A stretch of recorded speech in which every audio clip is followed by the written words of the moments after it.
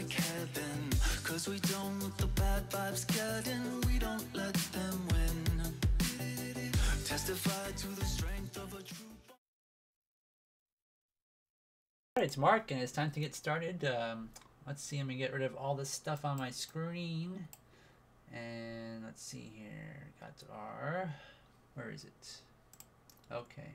And there's the web camera. Okay. So, welcome to the show, everybody. My name is Mark, and so tonight we're going to get started. This is, these are some replacement faces for a short film called The Decision. And it's going to be, obviously, it's going to be stop motion, so we got some replacement faces to work on. So we made some for this character. This is like a secondary character, so I'm not going to make a ton of faces like I did with the one mother character, which took a while to do. So I've got a few faces sketched out, and you probably can't see them on the screen, but they're down here. And I'm going to try to stick to these different designs that I'm going to shoot for. I've got one where the character kind of goes like, ooh, like he's surprised. And then one where there's like a squash, which I can use as an intermediary kind of face between different expressions to kind of give it more of a pop when the expression changes. Then I got like a smile with teeth, because I've got just like a regular smile here. But he's got no teeth. So I figured maybe a bigger smile would be kind of nice for him. And also this one I've got where he's going to have his mouth open, because there's one scene where these characters are eating apples and they kind of throw them up in the air and they catch them in their mouths. So that's the premise of that face. So I'm going to try to work kind of quick tonight, because I can probably get about 3 done in an hour, but we're going to shoot for 4. So let's see if I can do it. So the way I made these, if you guys also are interested, was just with this simple mold, which I used to cast all these. I got a neutral expression for each one. And I used a heat gun to just heat up the clay and press it into the mold. And after I did that, I dripped in molten clay into the mold, and then it just kind of filled up. And then I put it in the freezer so it would be hard, and then I yanked it out. And that's what you see here. So there are a few. This one here is the worst one out of the batch. You can see there's a few air holes or little air bubbles that were captured. Hopefully you can see that. So we got also some lines. So this was not the best one. So this is the one. All the others came out really nice. You can see here. This one cast out pretty much perfect. Or not. I don't think my camera wants to focus. But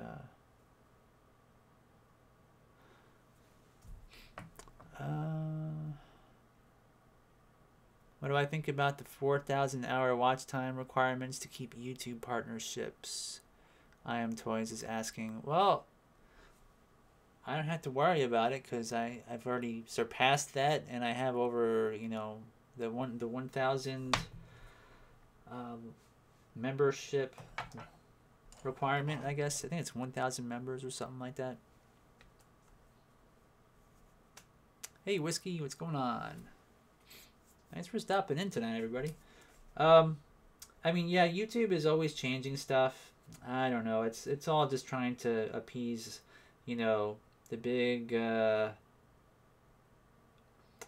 know, advertisers like Coca-Cola, Pepsi, you know, the NHL, NBA, you know, GM, whoever, all these big companies that want to advertise. They don't want to have, you know, some new guy that comes on, makes a channel, and like, you know, spams everybody with racist words and all that, you know. So what I think the idea behind it is that you have, if you have 1,000 viewers, you have 1,000 people subscribed who will report you if you're doing something wrong. You know, it's kind of like the thought police kind of thing, I guess. I don't know, really. But nothing you can do about it. You know, YouTube is always, like I say, it's always evolving. They want to maximize their revenue, and they're going to do, you know, they have to seem like they're always changing stuff in order to make more money. That's the whole aim of their business. So that's how it works, right? So that's why I tend to stick to being kind of straightforward and family friendly on my channel. I mean, it's just, you kind of cover your bases, I guess you could say. Like if you're making a political channel or have views that would cause some company to say something like, "Oh my gosh, did you hear what they said?" Like that Logan Paul guy, right? I mean, besides the fact that the guy was acting like an idiot, you know, they kind of cut ties working with him because they figured, well, advertisers probably don't want to have dead bodies showing up on their products. You know, they don't want to have somebody see like a thumbnail of a dead guy hanging in a tree, and then, you know, it's kind of funny. I mean, I don't know. But it definitely, I mean, I imagine it does hurt people. You know, there are people that are trying to, you know, get an edge, but you can't rely on YouTube. In terms of ad revenue, I mean, so many people have jumped ship. I mean, everybody's going to Patreon and trying to sell their own products. I mean, when I first started out, I don't know if you guys have ever heard of like Cafe Press. Cafe Press was sort of one of the big ones. Like you could take your artwork and put it on a t-shirt and sell it, and they would do everything. So they make the t-shirts, or you know, buy them from a company in bulk or something, and they take your image and then they'll print it on there, ship it, and they'll send you a cut. So whatever you go over a certain amount, like for example, there's like a base price, something like you know, for a t-shirt is something like $12. You know, that's their cut, and then whatever you add on top of that is your profit. So if you want to, for example, you know, brand yourself and all that kind of thing. So maybe you've got like Tamara May, for example. Her channel is, she's trying to grow that, and she wants to make some revenue, so she could maybe have like a design of her character and put like a little saying on there of some sort, something that maybe the character says often, and then you know, upload it to that Cafe Press and make some money. So if anybody wants to make it out there with a YouTube channel, you have to diversify as much as you can, honestly speaking. You know, make an ebook, make a DVD. There's just a lot of ways to do it, but you can't really count on YouTube anymore, honestly. I mean, it's really bad. It's just a good way to kind of get your videos out there and share them with people. But beyond that, it's kind of, you're not going to get rich. I mean, there are some people that probably are making lots of money, like you know, I mean, anybody can do it. You just have like a certain formula. You have jump cuts. You have, like if you really study popular channels, you can kind of make some money at it. But even the people that are experienced will do, you know, sell merchandise and things. Let's see. So, Whiskey says, I see most of it is YouTube finding the guys that game the system. Yeah, there's always going to be people like that. Somebody made a mention of it on another webpage that I read, that they're just going to cause people to create bots, you know, and give you, like just think about it like this. So they're saying to everybody, well, you can't have 1,000, or you can't have ad revenue unless you have 1,000 members, right?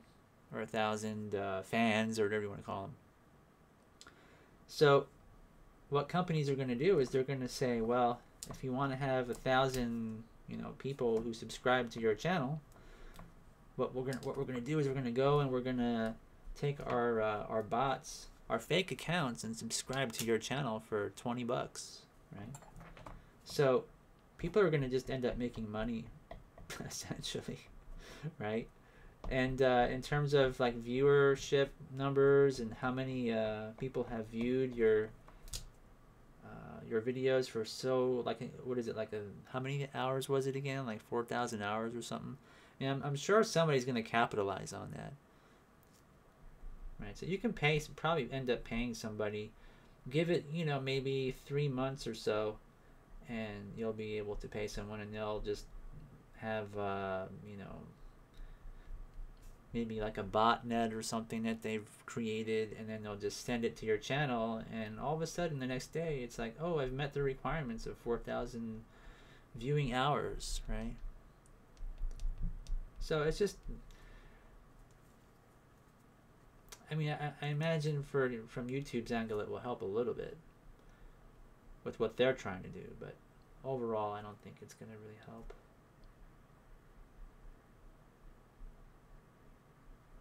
So let's see here. I'm trying to squash this face down. I'm going to close this guy's eyes completely as a squash.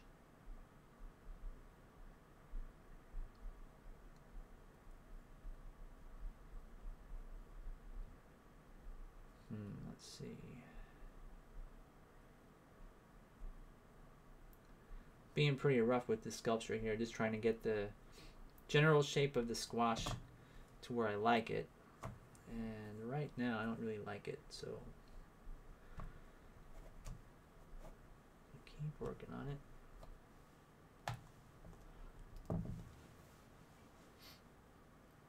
And so Kiona B says that Patreon is also a good place for animators, and yes, making your own products and such is good too. Yep, you really need to diversify in any way possible. I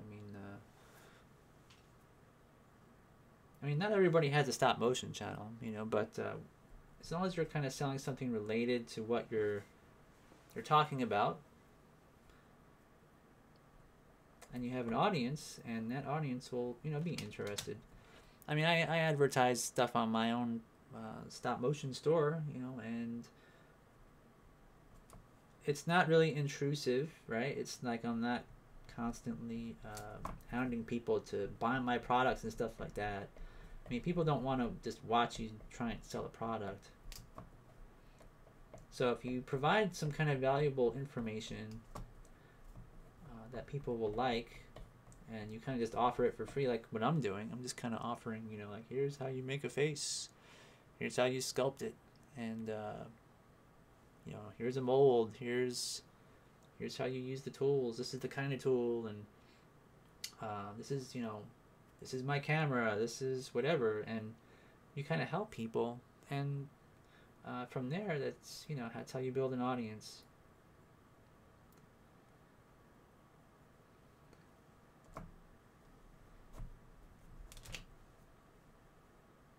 And it's not easy. I mean, I think when I started out, it was a bit easier, obviously. I mean, I started many years before YouTube even existed, and so I kind of had a head start.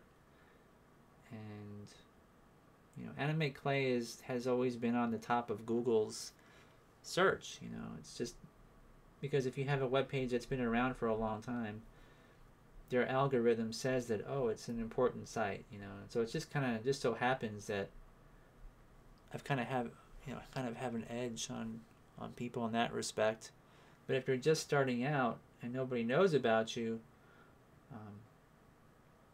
you have to try to climb the ladder and surpass other people and that have been around the longest, and that's really hard. So I don't really know what people can do today in terms of becoming popular. I watched a one particular rap artist, this one guy who I think he was in maybe Georgia or I can't remember. No, I think it was Kansas City, maybe Kansas City, Missouri. Um, so what this guy did is he wanted to become popular and he wanted to be a rap star. But, you know, there's so many people out there that you had to compete against. So he had a solution, and his solution was to make videos of himself going into a Dunkin' Donuts and stealing donuts, like a whole tray, like going behind the counter, taking a whole tray of donuts and running out of the store and posting these videos to Instagram, you know. And he did that with like a Rolex watch in a jewelry store, and you know, a lot of it was like a stunt. Like he would, like the jewelry store and whatnot was in on it, and but some of the stores weren't, and he was eventually arrested. You know, but what he did is he got popular that way, and then tied in his you know, rapping abilities. Like he would upload a music video that he created with his friends or whatever, like a rap song, and that's how he tried to do it. You know, so it's kind of like there's almost like a lot of desperation with artists to kind of, you know, rise above everybody else, and some people are doing it in the wrong ways. You know, it's kind of funny though.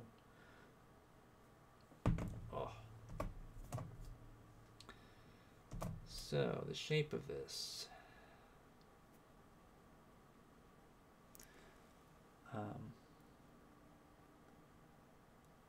Is there a minimum standard list for faced expressions? Well, it depends on what you're doing, Omar. Like, for example, this here is just, like I said, a secondary character. And I'm not going to really do a lot with him. I'm just going to kind of have him in the background for the most part. But he's got to look kind of nice, you know. I don't want him to be too half-assed and rushed looking when I'm done. But for speech, you know, like the very minimum you can have are about 9 different face expressions, and they call them phonemes. So they're just the different mouth shapes for each expression that you would need for basic talk animations. So like the L, like the U, the S, which is like the, you know, having the tongue kind of touching the roof of the mouth, the which is like where the cheeks and everything and the lips kind of pucker, like the F shape, the F, you know, those are just different phonemes. And I think it was about nine shapes I used for Captain Quill and Zombie Pirate Tales.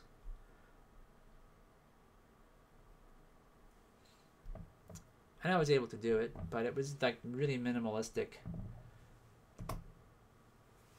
You can make as many as you want, though. I mean, if you're like Leica or some big studio, I think they had some 10,000 possible facial expressions and mouth shapes or something like that just for Kubo, from Kubo and the Two Strings. And then they can make even custom shapes. So Justin Rash, when he was animating on that, he said that, you know, he would go into the back room somewhere, and they had this computer guy sitting there who could take your requests, for lack of a better term, and then they would, you know, have let's say he wants to have a guy run into a wall and like his face kind of stretches or squashes or something like that, and let's see here. I hope this will look right when it squashes. I think I need to add more cheek. But yeah, you could just, you know, it's amazing what you can do when you have a big studio and lots of money. So Kiona, you remember that guy? Yeah. He was famous for a while. He was on the local news stations and on YouTube, on their popular, what do you call it? One of their most requested videos on the front page of YouTube or something like that. And Omar says, did I like Kubo? And, you know, I thought that artistically it was really great, but I couldn't relate to much of it. You know, like the main character. I mean, it's mostly for kids. I think the part with the mother being a little bit mentally unstable and everything. If you guys remember how she kind of, she was like despondent and kind of in her own world.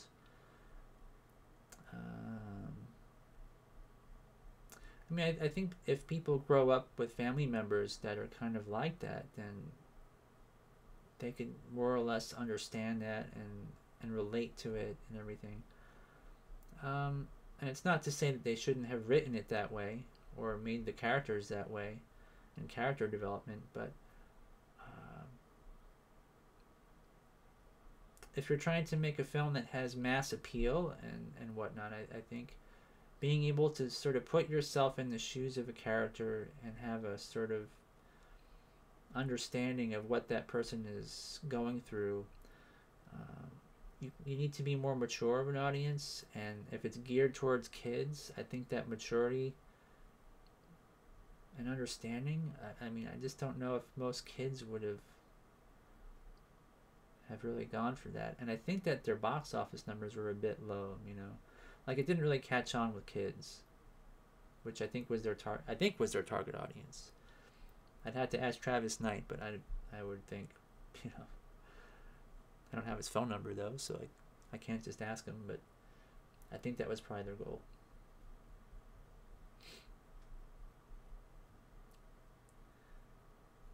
So I don't know, like this particular film is for kids, you know, like what I'm making, so I'm making it more simple and direct and straightforward so that it's easy to understand. And I also am targeting the internet with this, so there's no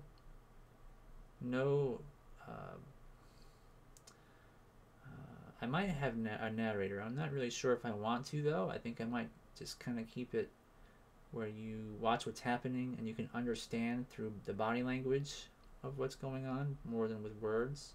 So I think most of the characters will kind of grunt and make just simple sounds and whatnot, so that even if you're in another country, you could watch it and be like, oh,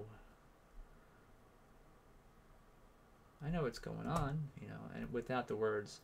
That way I have the broadest possible audience.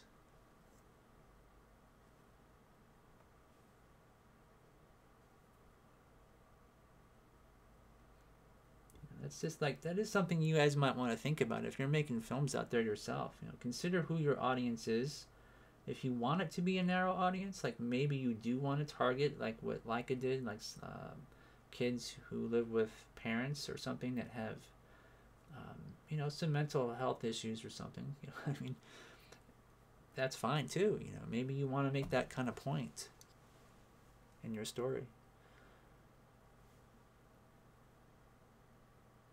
And Kiona says that I really enjoyed the animation and music of Kubo. It made me feel emotional somewhat, but I'd say Paranorman has affected me the most with the theme of being an outcast and all of that.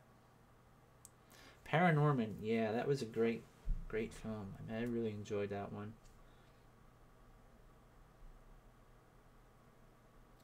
But then again, we are artists, and most of us are somewhat outcast in a way. Okay, so I got a squash here.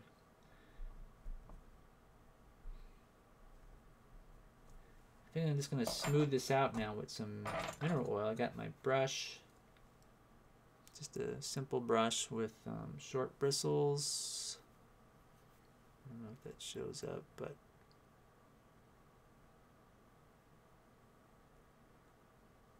there we go.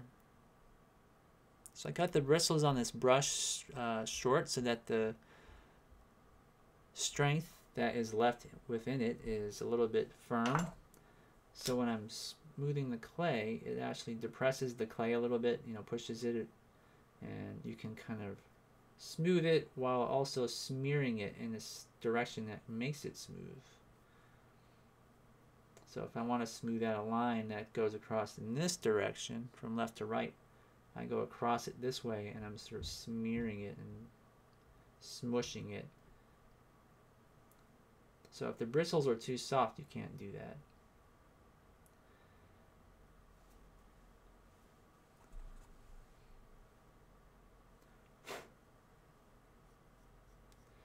So you can take some oil on your finger, just a little drop, just go across everything. You can use your brush for the details.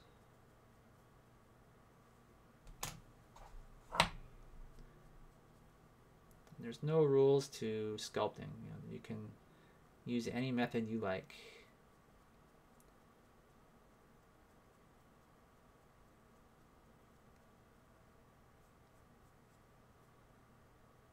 But definitely this is one way to do it that works, and it's worked for me ever since I got into sculpting.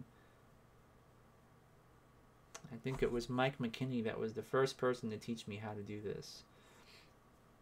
How to smooth clay. And Mike he worked for Wolverton Studios.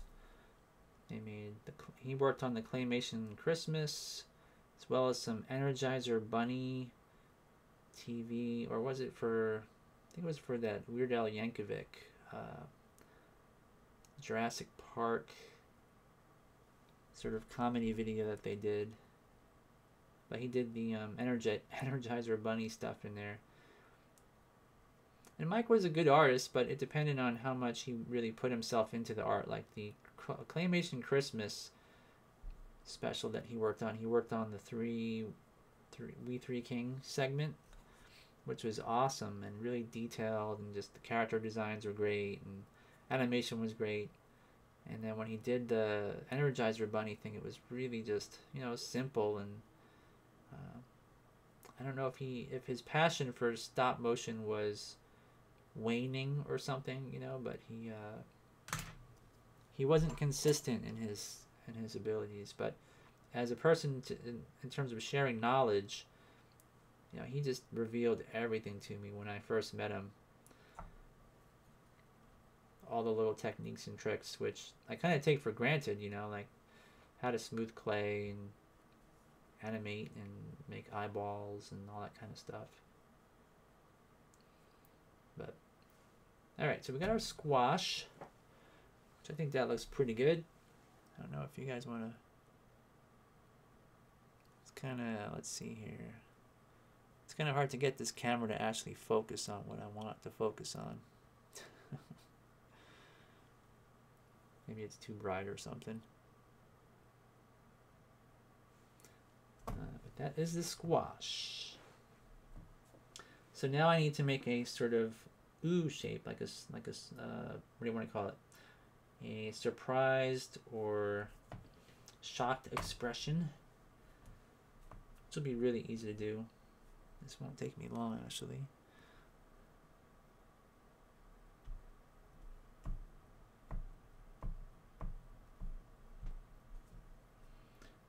Because I don't have to really sculpt a lot of clay to make this new expression.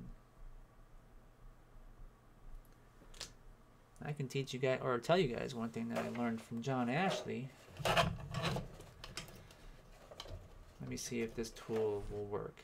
This tool is kind of dirty, but he taught me that if you get a wooden tool, you can sharpen one end of it like this into a point.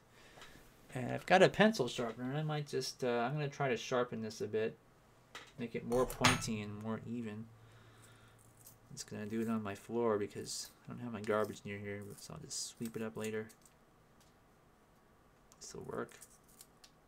Okay. So I use my pencil sharpener.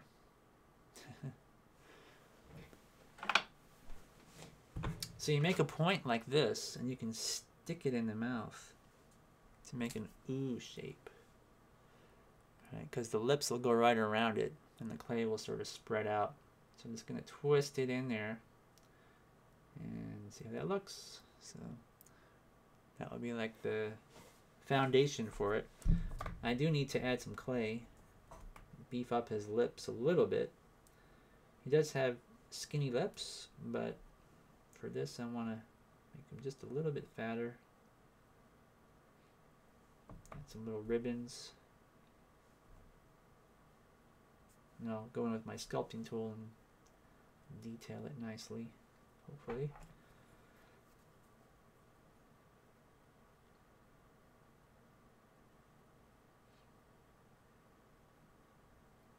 I think I'm gonna maybe raise his eyebrows as well, so he does have that more or less surprised expression. If you don't move the eyebrows, they will look somewhat mechanical and robotic, you know. So the eyes are really where all the expression of your character most of it comes from. And so what I mean by that is, like, if I were to just keep this O shape, like a phonem shape for his lips, like this, you know, and when I finish it, if I were to give his eyebrows a mean sort of downturned V-shaped look where he's angry, you know, it gives a completely different meaning to the face and how you kind of respond to it as a viewer of the animation. You know, if his eyebrows were way up high, so it becomes kind of like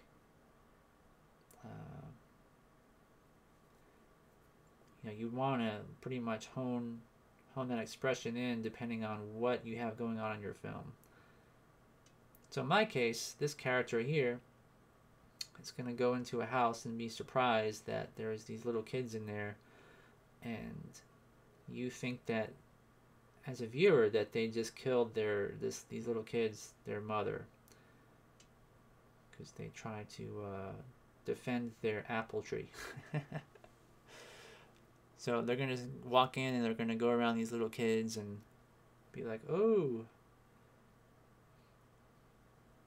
I just killed the mother of these kids, you know, and that's kind of like the surprise in the end of the film. So yeah, it's a spoiler, but whatever.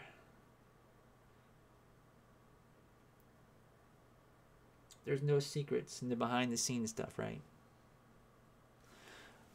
So let's see. Hey, Hoserloo. So Kiona, no, I'm using mineral oil. So technically it's, you know, you find it in a pharmacy. It says it's for an intestinal lubricant. But, you know, I don't use it for that, obviously. Super cheap stuff. I mean, I think you pay like maybe a couple of bucks for a bottle or so. And it's clear, so it doesn't discolor your clay. Now you can use olive oil as well. You can use that if you're sensitive to mineral oil for some reason. Which you could be, you know, some people have allergies and things like that to it.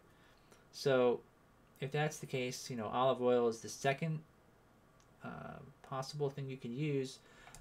But the oil that you find in the stores,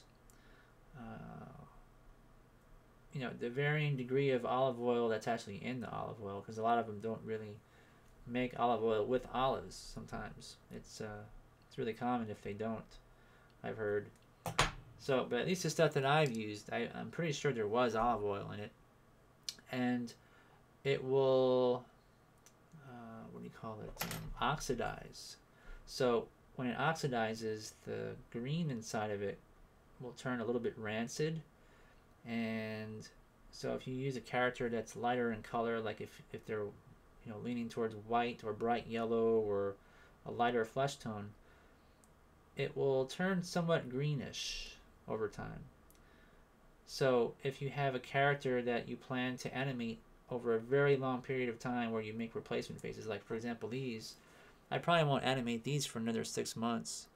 So if I were to use olive oil right now, you wouldn't see any difference in the color.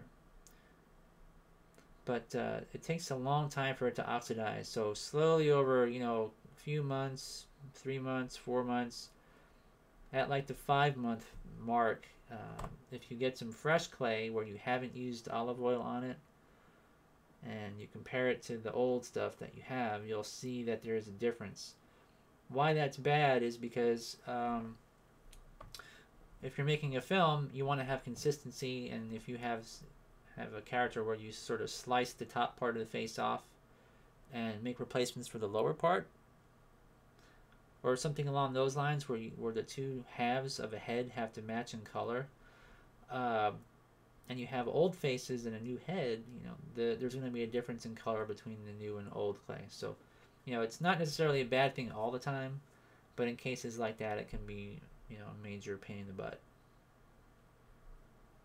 Which I found out on my Zombie Pirate Tales film, because I made some replacement faces for one of my characters, like I said, and smoothed it with olive oil, and then when I got back into, animating after, several months, there was a difference in color, and I had to like recover the old with new clay, and it was not fun.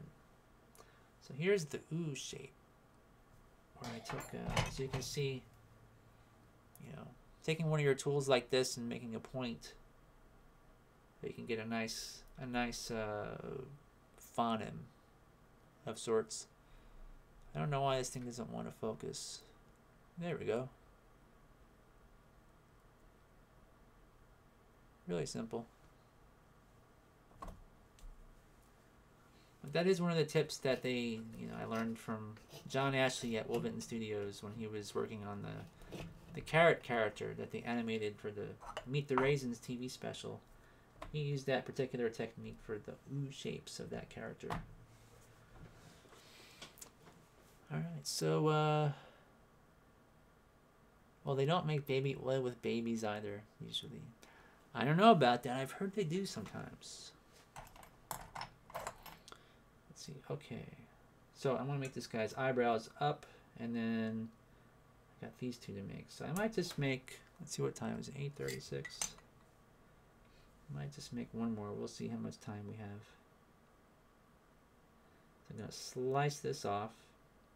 And before I do that, I just realized that there's also like a line in his head, right? There's like little wrinkles right in his forehead here.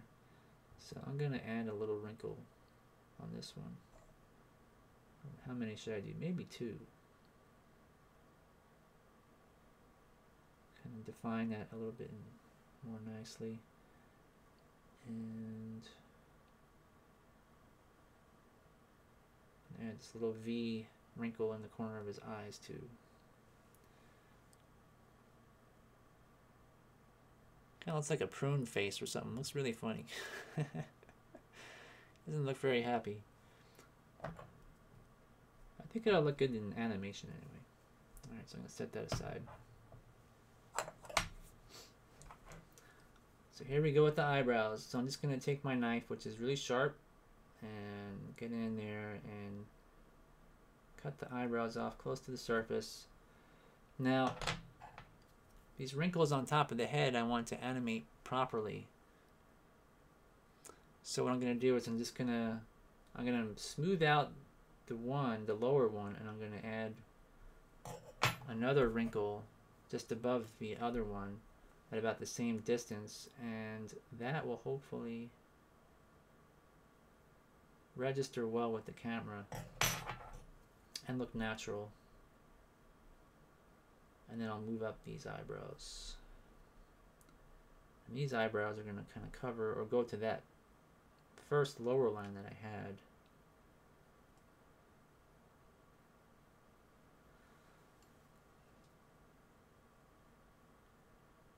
I'll smooth out all this other stuff.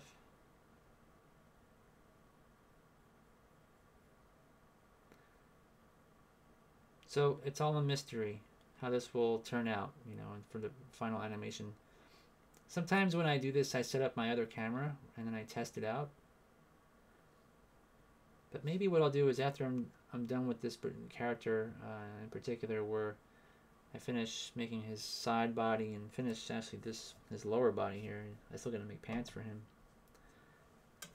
We'll test it all out first, and then once it's tested, he'll be done. So I'll know that when I get to the animation stage that there's nothing that looks weird. For example, I'm hoping that squash will look natural. I might want to take some black paint and get it inside these two eyeball cracks here, but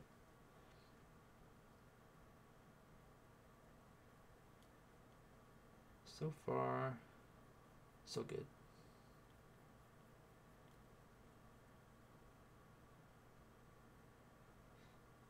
So with these brows, I want to just kind of accent them, make sure that they look like they're going in an upward position where he's going to be like surprised. And let's see, yeah, I think they'll look all right.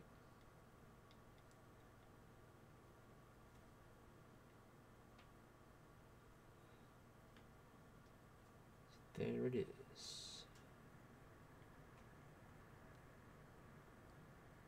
So again, take some mineral oil, put it on my finger, just kind of go over it like this.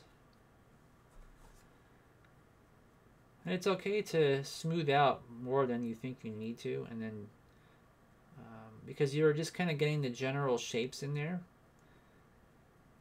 making sure that the volume of clay and everything is, like with these eyebrows, is moving up, so it will look and appear like the whole brow is literally moving, because it's got the same exact volume as before. I didn't like cut off clay and add clay or anything like that when I or add, you know, tons more clay, you know, besides what I did, because you want the same amount of clay to move around so that it looks natural.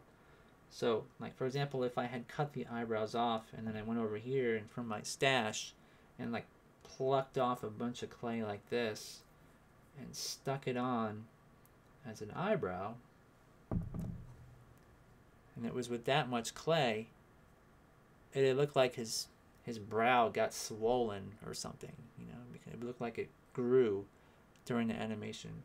So that's what I mean by keeping the volumes the same. So you want to like cut off how much you would think would move up,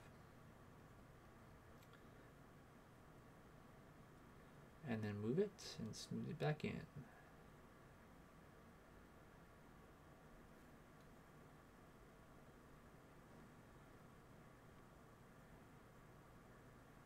Let's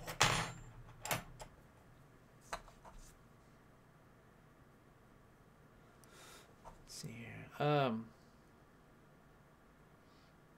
So Hoserlu says, Mark, how many glass levels do you plan to have at once? How many levels? I think I have 3. I already made it, the whole clay on glass rig, or whatever you want to call it.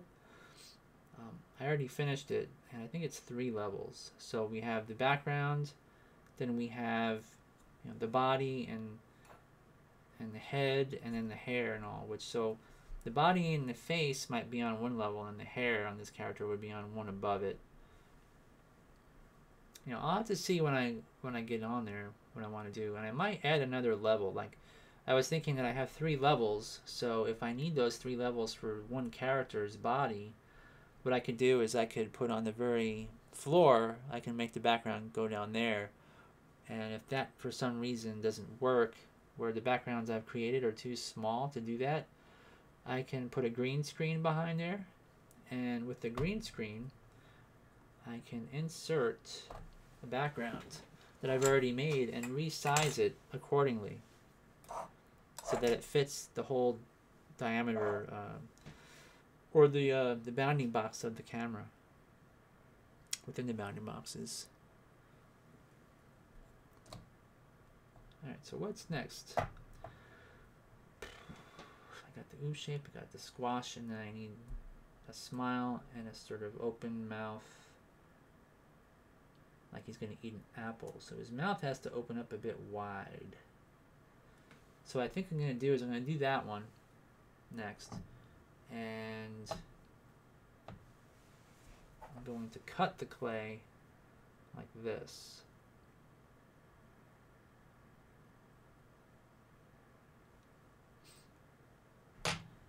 Alright, and just like Pac-Man or something, I'm going to open the mouth like that. And And that will kind of give this jaw a natural look as it opens up. It'll look like it's opening up and not just sort of smearing into place or something. All of these features will be rigid, you know, like his chin.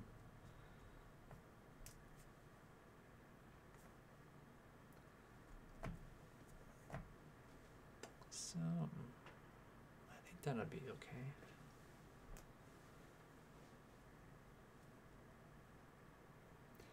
So they used to use this technique on regular puppets, you know, not just these kind of flat kind of relief faces and things, but real puppets where they have clay, particularly like the Mark Twain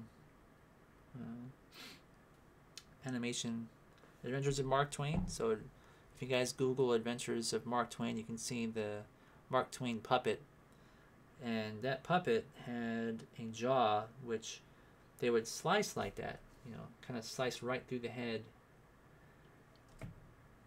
and move that jaw down, and then you could re-sculpt the lips and everything, and the jaw would keep that nice exact shape. And I think they also might have used some replacement lower jaws as well with Mark Twain, where they could sort of remove it, stick it on, and then cover up the seam line with his mustache. But so cutting clay like that is just, you know, one of those tricks.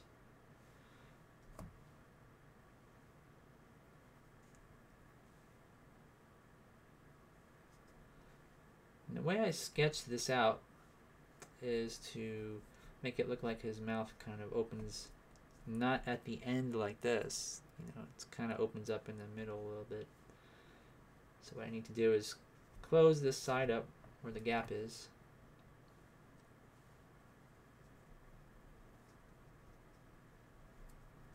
So it looks like all that meat has stretched.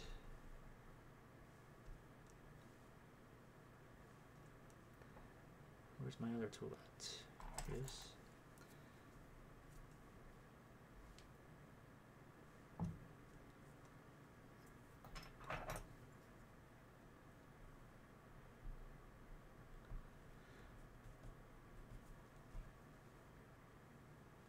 How much time do we have? 10 minutes. Alright, well, I'll try to get it done in 10 minutes. If I can. Going to try my best.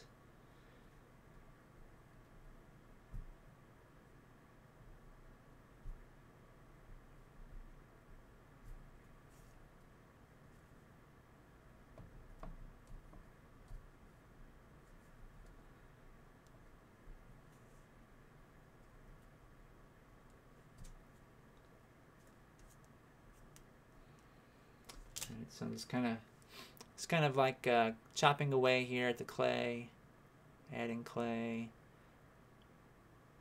Looks really horrible for the moment, but it will all make sense hopefully in the end.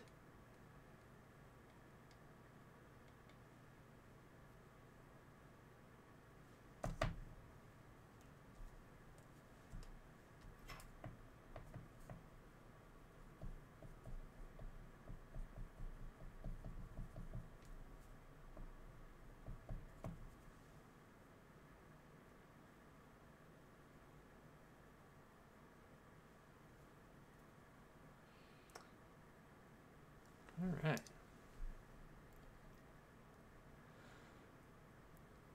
Yeah, early man. That's pretty cool. I mean, and I also posted a news story about Isle of Dogs. They're making like a VR video. So people, if you have a VR headset or like the Google Cardboard, I think you'll be able to watch a little featurette for Isle of Dogs that goes behind the scenes, where you can sort of look at the studio and turn your head and see, you know, who's around and where the lights are and everything. So it would appear like you could be on a real stop motion set. So if you guys are interested, check that out.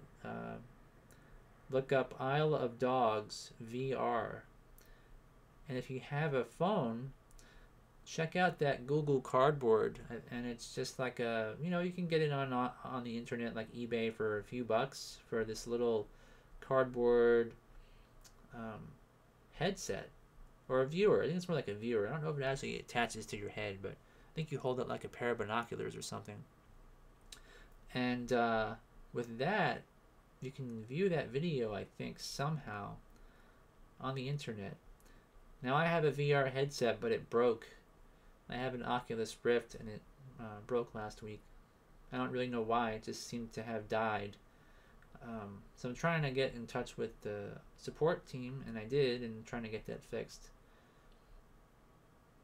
But I want to see that and see what it looks like. And that's you know, Wes Anderson's Isle of Dogs, which I think it's going to be similar to the one where they used the foxes. What was that film called again?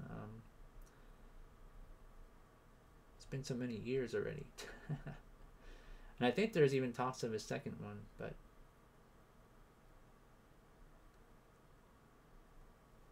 alright, so we got this mouth shape, I think, fairly good.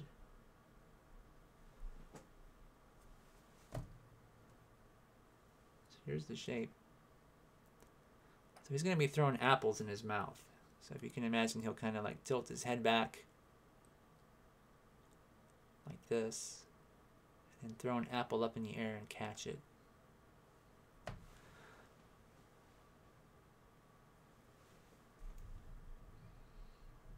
So I'm going to smooth it out.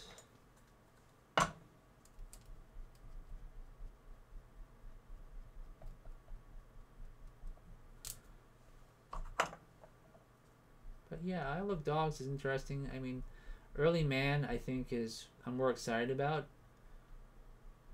Isle of Dogs, kind of optimistic, but I don't have really big hopes, you know, for that being a huge box office success or anything. I think if you compare it to something like a Pixar film, just the look of it, I don't know if people go for that anymore. You know, that kind of it looks a little bit rusty to me. I don't know about you guys, even though I love stop motion. But I think Leica has changed what people expect in a film now because of their perfection and use of, you know, computerized replacement 3D printed faces and stuff. I think that it's really hard to make a film that looks, you know, anything less than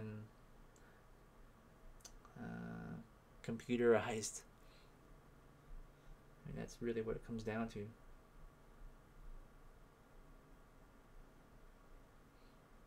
Which I'm not saying I think is good, but that's in terms of audiences and stuff, what they go for. Yeah, fantastic, Mr. Fox. There you go. I've got it on DVD. I haven't watched it in so many years. I really should watch it again. Reacquaint myself with that one.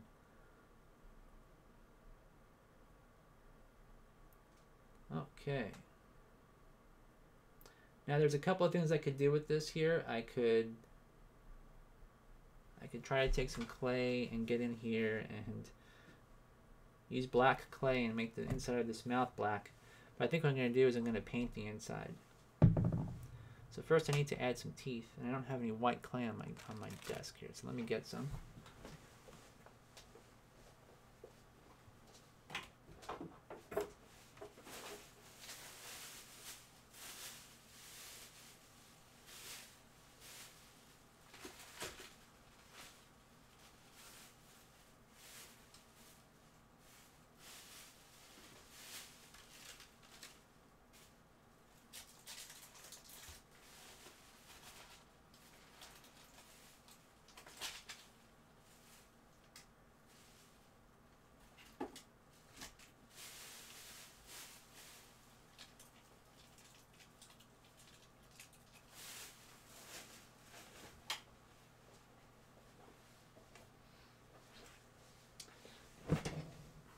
Well, that's strange. I thought I had some ivory clay in with my other clay there. I can't find it.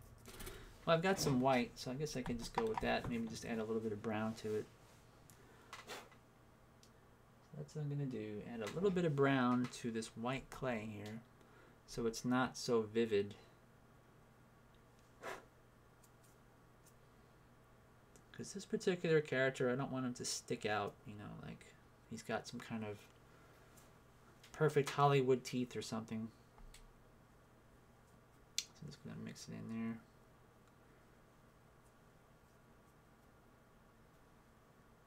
Okay.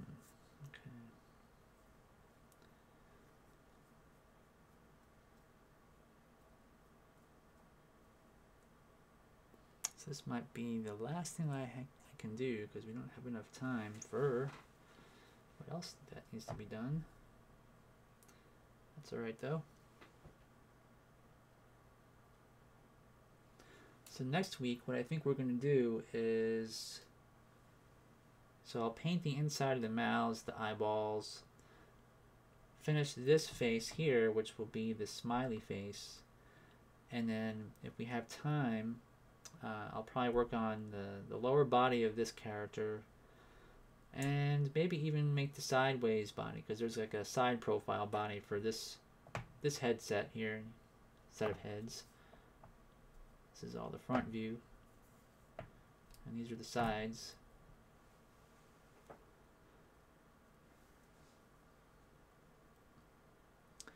So Oweski says, I think it's a story that will make or break it. So far it looks good. Early Man looks like it's going to be fun also.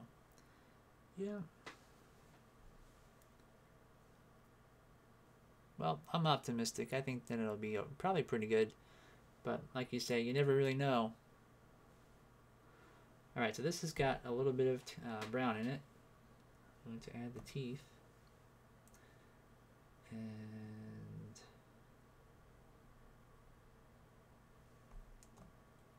since his mouth has to be really open wide, I don't want to make these teeth too big.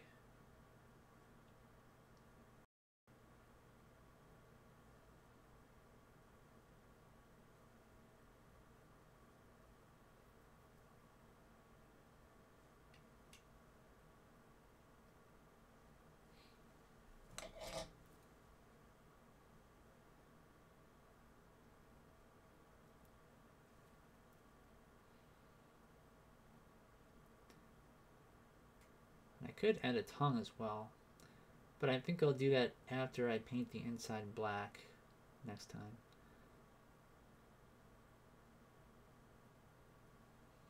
So it's kind of a stylized way of putting the teeth in there, as you can see, hopefully. And the next question is, do I want to add lines for the teeth or not?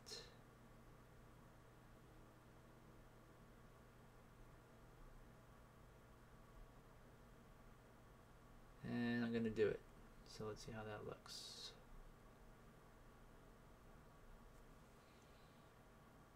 There we are. I think that'll be pretty good. Alright. Let's put some hair on him just to see what he kind of looks like.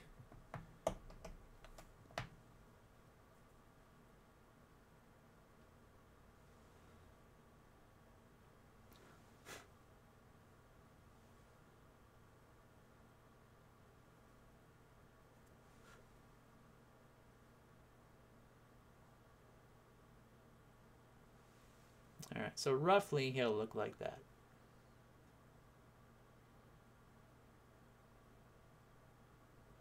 Okay. Well, anyways, that is all the time we have for this week. So hopefully you guys, if you guys want to come by next week, that'd be awesome. Same time, same place, so Wednesday at 8 p.m. Central. And so Ken says, I say keep it simple since there is so much replacement animation by hand. Ah, okay. Well, I already added the lines. It was really easy. Anyway, thanks guys for stopping by. I will see you all next time. See you later.